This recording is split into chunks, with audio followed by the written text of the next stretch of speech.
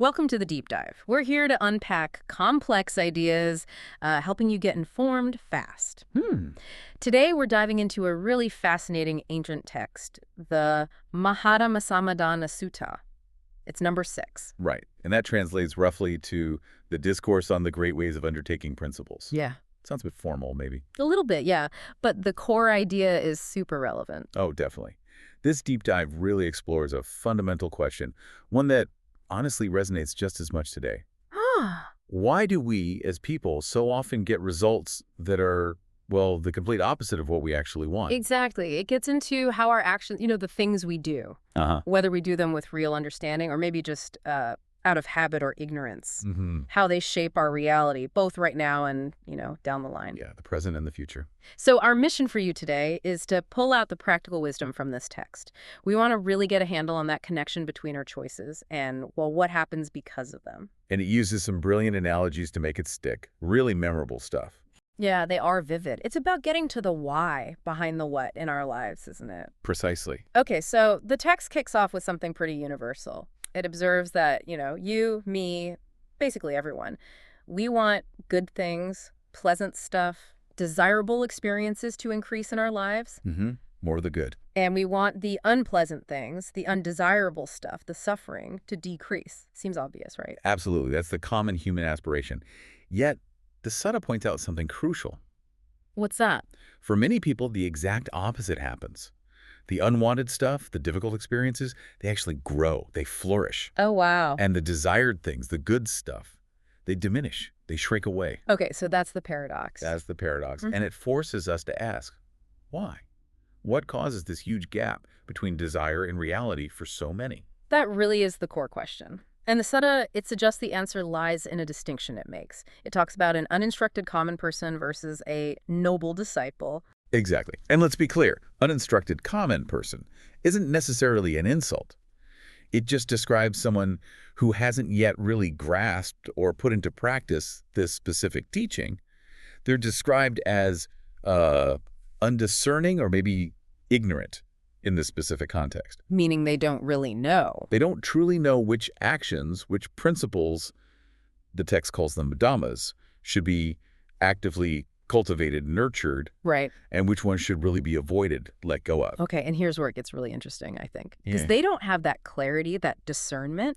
They end up doing the very things they should be avoiding, and they neglect the things they should be cultivating. Spot on. And the text draws a direct line. That confusion, that lack of knowing is precisely why the unpleasant things increase for them and the pleasant things fade away. Wow. Okay. Conversely, you have the noble disciple. This is someone who is discerning, who is considered wise in this framework. They have clarity. They understand which principles to foster and which to avoid. And the result? As a direct result, the undesirable things lessen for them and the desirable things grow. What's really striking is how much emphasis is placed on knowledge, on understanding as the key thing that differentiates these outcomes. It's about seeing clearly. So it's more than just book smarts, right? It's like a practical wisdom, knowing how to actually live it. How does someone even begin to, build that discernment, especially when things feel so muddy in daily life sometimes? That's a really important question. The text seems to imply it starts right here with recognizing this very difference. Yeah. Acknowledging that, hey, maybe immediate pleasure isn't the same as long-term happiness. It's about developing that inner clarity, that ability to see past the immediate feeling and understand the full consequence of an action, even if, everyone around you is doing something different. It's a practice, really, a continuous self-awareness. Okay, so to help us get this, the sutta actually breaks down these actions and their consequences into 4 specific categories. It calls them ways of undertaking principles, or dhammasamādāna. Yes, these 4 ways. And they describe both sides of the coin. The immediate experience of doing the action, how it feels now, and its ultimate result, the long-term consequence. That framework seems crucial. It is vital. Because it highlights something we often miss. How an action feels right now, whether it's pleasant or painful, might be totally different from where it leads you in the future. Right. It makes you question, are we really seeing the whole picture when we make choices? Yeah. Or just the first few feet of the path? Exactly. Are we aware of the full trajectory? Okay, let's dive into these 4 types. What's the first one? What kind of actions bring suffering now and suffering later? Right. So the first category is technically called undertaking, with present suffering and future suffering. And the sutta is very specific here. It lists actions like taking life, taking what's not given, so stealing, Okay. sexual misconduct, lying, slander, harsh speech, just idle chatter, covetousness, wanting what others have, ill will, and holding wrong views, fundamentally misunderstanding reality. That's quite a list. It is. And the text says, someone doing these things experiences suffering and misery right now in the present because of them. Maybe guilt, maybe conflict, maybe just inner turmoil. Makes sense. And then it talks about what happens after the body dissolves, after death. It uses strong language reappearing in a state of deprivation, misfortune, ruin, maybe even hell, which we can understand as powerful ways of describing a life spiraling into really negative states, mentally and circumstance-wise. So it feels bad now and it leads to bad later. Pretty clear-cut, that one. The path of obvious suffering. Okay, but then there's the second type. And this one feels trickier, more deceptive maybe. It's undertaking with present pleasure and future suffering. What's going on there? Well, the actions are actually the same ones we just listed. Taking life, stealing, lying, sexual misconduct, and so on. The exact same action. The very same. But the difference is how the person experiences them in the moment. Here, they undertake these actions with a feeling of present pleasure, maybe even joy. How could that be? Well, perhaps there's a thrill, or they rationalize it effectively, or there's some kind of immediate fleeting satisfaction they get from it. Okay, the short-term gain. Exactly.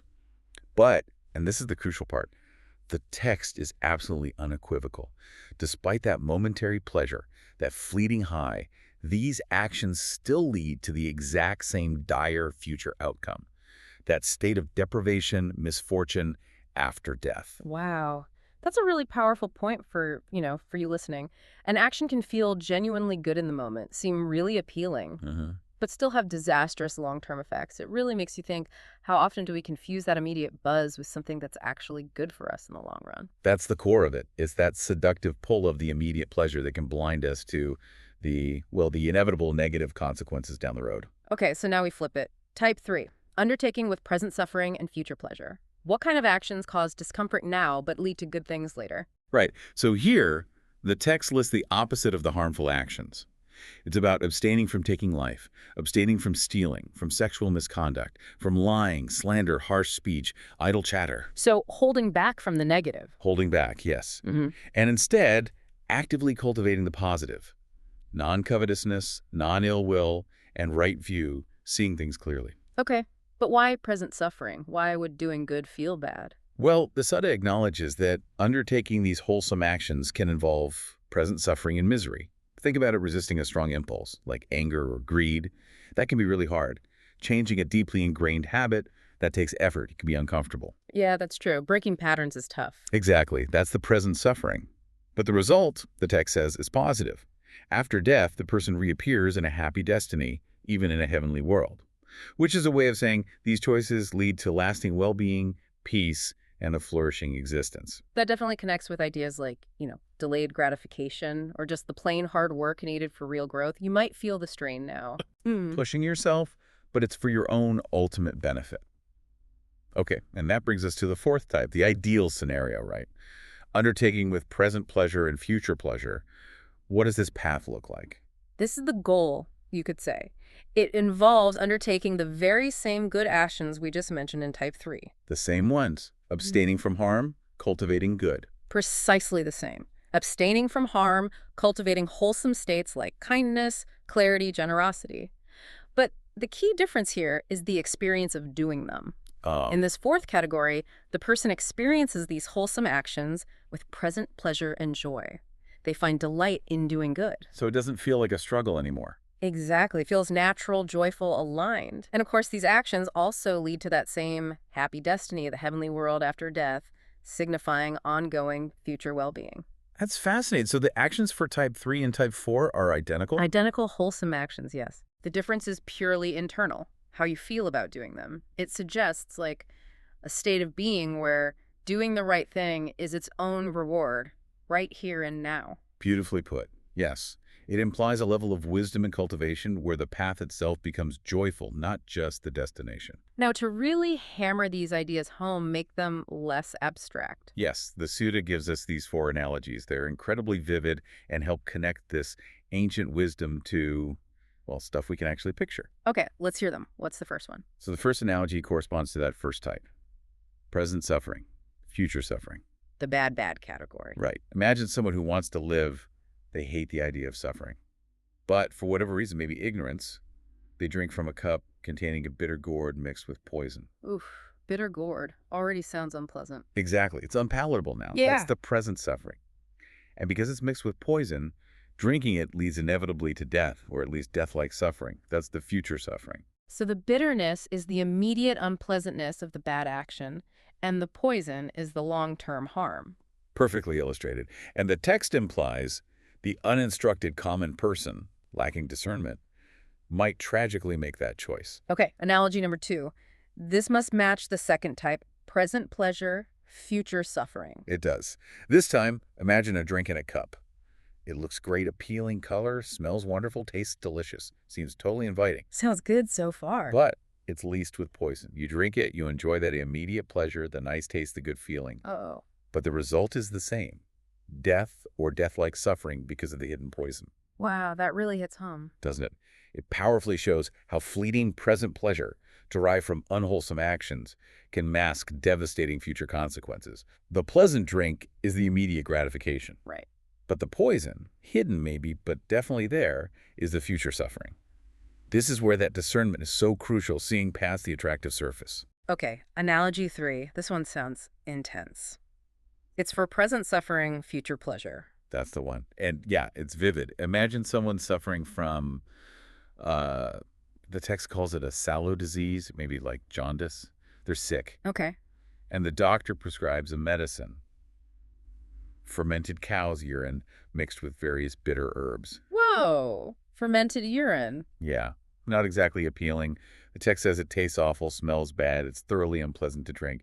That's the present suffering. I can imagine. But the person is told, if you drink this consistently, despite how nasty it is, you will get healthy again. And they do. Drinking the unpleasant medicine brings future health and well-being. So the awful taste is the difficulty of doing the right thing, resisting temptation. Exactly. The struggle, the discomfort of virtuous effort. But the medicine itself, the healing, that's the future pleasure, the long-term benefit. That's a really strong image for perseverance. It really is. Enduring present difficulty for future good. All right, finally, analogy 4. This should be the ideal. Present pleasure, future pleasure. Correct. This one's much nicer. Imagine someone suffering from dysentery. They're ill, Okay. and they're offered a remedy. A delicious mixture of things like curds, honey, ghee, clarified butter, and sugar or molasses. That sounds much better. Right. It tastes good. It's pleasant to consume right now. That's the present pleasure. And because it's the right medicine for their condition, it also cures them, makes them healthy. That's the future pleasure. So the delicious taste is the joy you can find in doing wholesome actions once you're aligned. Yes, especially when you have the wisdom and the right inner state. The immediate delight. And the healing effect is the positive future outcome, the flourishing life that results. Beautifully depicts that fourth type. It suggests that with wisdom, the path to long-term well-being doesn't have to be a grind. It can actually be joyful right now. So wrapping this all up, what does this mean for you listening right now? This deep dive into the great ways of undertaking principles. It gives us this really profound insight, doesn't it? It really does. The core message seems to be that the outcomes in your life, how things turn out for you, both now and down the road, Yeah. they're directly tied, not just to what you do, Yeah. but maybe even more importantly, to your understanding of those actions, your discernment. It's encouraging you to look past the immediate feeling, whether it's nice or nasty right now, and try to see the whole trajectory of your choices. Exactly. It forces us to ask ourselves, honestly, in my daily life, am I sometimes drinking that pleasant poison? Mistaking short-term thrills for real happiness. Or am I willing to swallow the unpleasant medicine sometimes, do the hard thing now because I understand it leads to genuine, lasting well-being? That's the challenge. And the text ends on a really positive note about that fourth way, the present and future pleasure path. What does it say? It says that this way of undertaking principles shines forth, like the sun breaking through darkness, dispelling the gloom. It suggests it's not just beneficial, but it's also like radiant. clear, obvious once you have the wisdom to see it. A path that's both good and bright. Consider this. The sutta really highlights that it's your ability to tell these paths apart, to genuinely know what to cultivate and what to avoid, that ultimately decides whether the bad stuff grows in your life or the good stuff does. Whether you experience misfortune or, true flourishing. So maybe have a final thought for your own reflection. Think about a choice you're grappling with, maybe today or this week. A habit you have, a decision you need to make. Yeah. Try to place it in one of these 4 categories. Is it pleasant now, but maybe poisonous later? Is it tough now, but ultimately healing? Or have you found that sweet spot where doing good feels good? What does analyzing it that way tell you about the future you are actively shaping for yourself, starting right now?